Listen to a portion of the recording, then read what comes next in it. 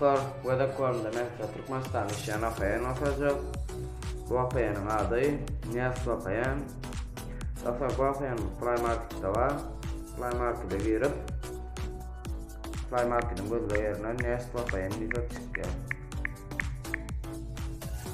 Ne var şimdi yani? Çıktı. Apayanı girelim.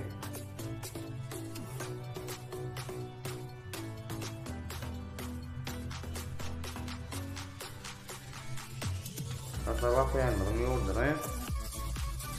Singapur yurtta oyda koğuşlayar.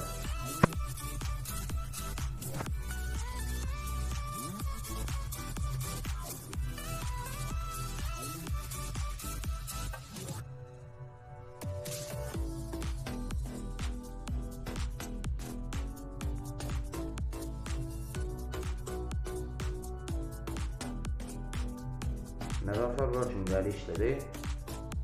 Ini toyer korelan akşamı.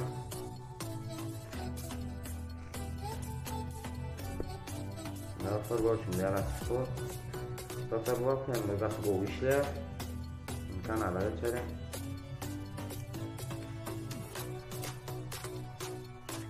Dostlar kanala like basıp subscribe etmeyi yaptan çıkarmam. Instagram'a gelip korelan Instagram'a açacağım ki.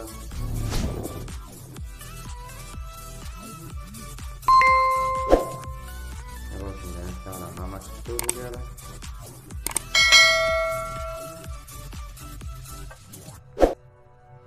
Daftarındaki videomda çana sağ olun.